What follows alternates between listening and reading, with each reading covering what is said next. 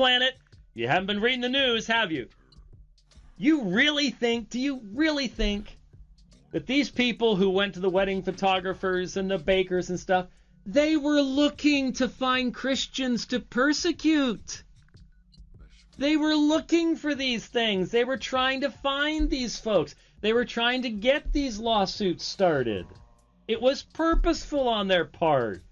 They weren't just innocent folks, just, oh, I'm so hurt. Come on. Are you really that naive? Wow. Man, I hope you take folks with you and you buy cars and stuff, because it's just...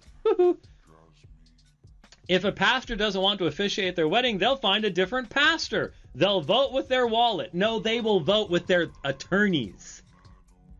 I mean, hasn't reality shown you this yet?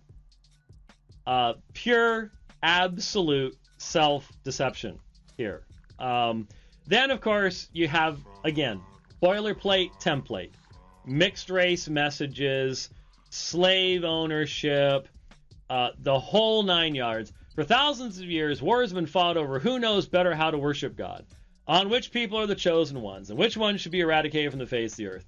The concept of one group of people deciding who gets full privileges and membership to enjoying the love of God is a deadly one. So there can't be just one message. It's this is the same argument that people use against monotheism. Monotheism is the great problem. See, if we didn't have monotheism, let's just go back to the Roman Empire. Remember the Roman Empire, they weren't monotheists. And everybody got along just fine. You have your gods and you have your gods, and we're all it's all good. Just acknowledge Caesar and everything's all right.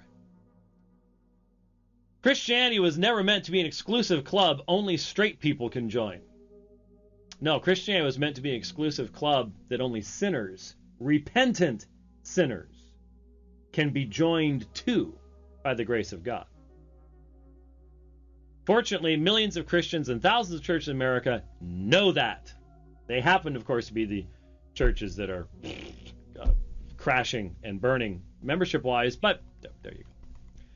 Anyway, there is more here, but it's amazing. Can't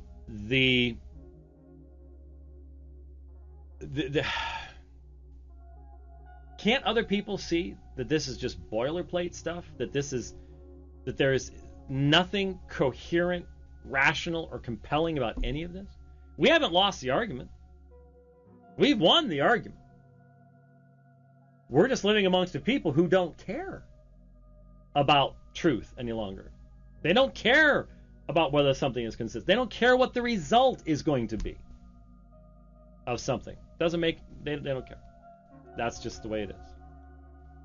So, in Germany, if you dare even point out the obvious, you'll get sued. It's coming here. It's already in Canada. It's already there. We all know it. Right across the border.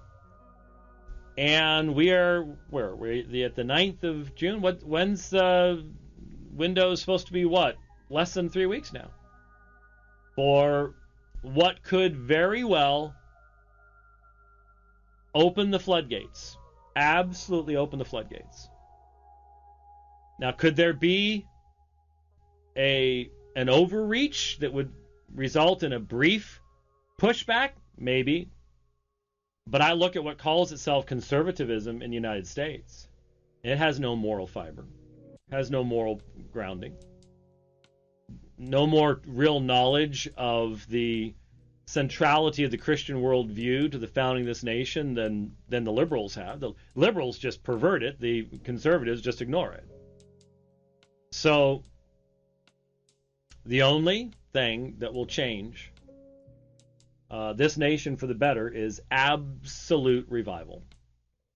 Absolute spirit-driven, gospel-based revival. That's the only thing that will change it. And, there you go. Someone channel says I sound like a theonomist again. Notice I haven't been talking anything about penology. That's the issue with me.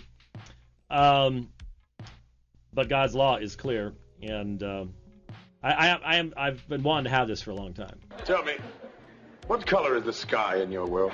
It's so good. Yes. All right. Well, only a few minutes left in the program. I went long on all those things, but I promised to try to finish this up, so I will try to finish this up. And here is, once again, we go back to our favorite Sharia spewing representative of Islam. And look, I know. Not everyone is like Anjem Chowdhury. I know. But sadly, Anjem represents a lot of Islam. He represents street-level Islam for many, many people. He certainly is representative of Salafi. The Wahhabi Salafi movement. Come on. Give Anjem his props. He also seems to, I don't know, sort of enjoy promoting himself. But anyway, we've been listening to Anjem's first rebuttal in his debate with Sam Shamoun, and once again recognizing the reality that there is a mindset amongst many Muslims that we have to somehow be able to break through. And the only way to break through it, I think, is to, in my experience, when you show them that you have listened to what they're saying, you know something about what they believe. They're so accustomed to talking with people that have no knowledge of Islamic belief that they're like, it doesn't even get their thought processes started. This person could not possibly have anything meaningful to say about me because they don't know what I believe. The reality is they don't know what we believe either. And that's why the vast majority of the conversations just go nowhere. Go nowhere at all. You can get past that. Didn't hear. I mean, maybe this whole debate is demonstration that while that may be a proper approach, it's not guaranteed because obviously Sam demonstrated more knowledge of the Quran and Hadith than Anjem has. And so you would think that would make Anjem go, oh, wow, you spent a lot of, wow. It didn't. So it's not, there is no cookie cutter way of doing this. It's, you just can't get around that.